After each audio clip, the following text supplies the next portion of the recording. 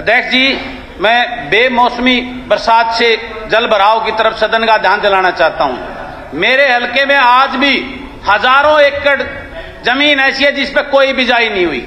पिछले साल भी इससे पहले बड़े सदन में उप मुख्यमंत्री जी ने वादा किया था गिरदावरी कराकर उनका मुआवजा दिलाने, कोई कार्रवाई धरातल पर नहीं।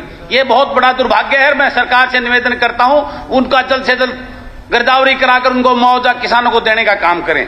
नंबर 2, अध्यक्ष जी, मेरे महम शहर में और 90% मेरे महम के गांव के अंदर पानी की बहुत भयंकर किल्लत है। ना तो टैंक वाटर वर्क्स की कोई सफाई है और जो उसकी पाइपलाइन ने लीकेज होकर उसमें इतना गंदा पानी पीने को मजबूर है मेरे महम के लोग, जिसकी वजह से जर्जर हालत हो चुकी है। मैं पिछले 3 साल से इस बात की बार बार आवाज उठा रहा हूं, लेकिन धरातल के ऊपर कोई उसका इंप्लीमेंट नहीं हुआ। मैं सरकार से निवेदन करना चाहता हूं इसकी संज्ञान में लेकर इस पर कार्रवाई करने का काम करें।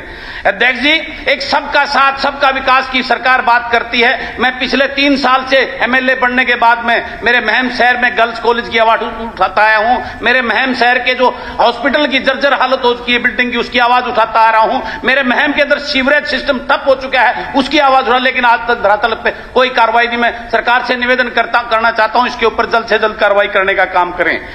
अध्यक्ष जी, मेरे हल्के की सड़कों का जर्जर हालत है। मेरे महम बड़ंबा बसाना रोड, महम भैरो बहनी रोड, बहुकपुर से समर गोपालपुर रोड, बहुकपुर से निडाना रोड, गिरावड़ से समर गोपालपुर रोड, गिरावड़ से निडाना रोड, बैसी से गुगाहेड़ी रोड, इसकी जर्जर हालत है। पिछले 6 महीने से उप मुख्यमंत्री जी कहते हैं हमने 25 करोड़ रुपए हब हल्के में दे दिए, लेकिन धरातल के ऊपर कोई कार्रवाई जीरो है। उन सड़कों को कार्रवाई करके उसके ऊपर दुरुस्त करवाने का काम करें, मेरी ये निवेदन है।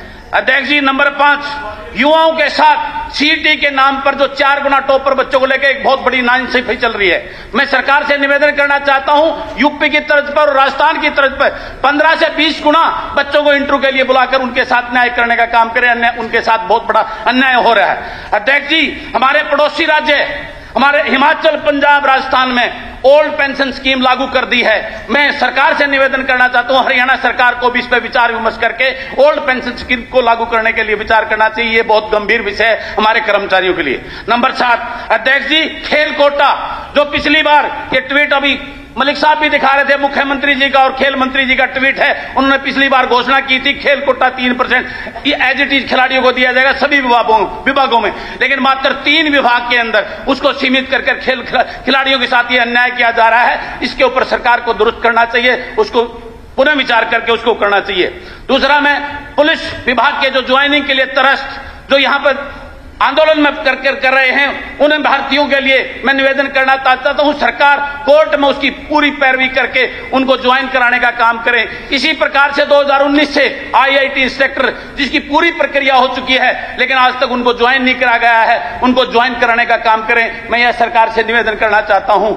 उसके बाद मैं सरकार का ध्यान, वीएलडी एक ऐसी पोस्ट है जो वीएलडी भर्ती होता है और वीएलडी रिटायर हो जाता है, उसको कोई भी किसी सम्मान का कोई पद या ऐसा कुछ नहीं रहता। वीएलडी वो इतने दिनों से उनकी 4-5 मांगे हैं, उन पर विचार करके उनको करने का काम किया जाए। अध्यक्ष जी, एक पटवारी जिसकी जो योग्यता स्नातक कर दी है, लेकिन उसका जो पे स्केल है वह 12th पास के बराबर है। वो बेचारे इतने दिन से सरकार को गुरा लगा आंदोलन कर रहे हैं, उनको स्नातक के बराबर का जो पे स्केल करके उनके साथ न्याय करने का काम करें। एक सबसे महत्वपूर्ण, आज पूरे प्रदेश के अंदर हमारी पंचायती संस्थाएं के सरपंच जो आज रास्ते सड़कों पे हैं, मैं निवेदन करना चाहता हूं उनको चोर ना समझकर, ये बहुत अहम भिन्न अंग है लोकतंत्र का।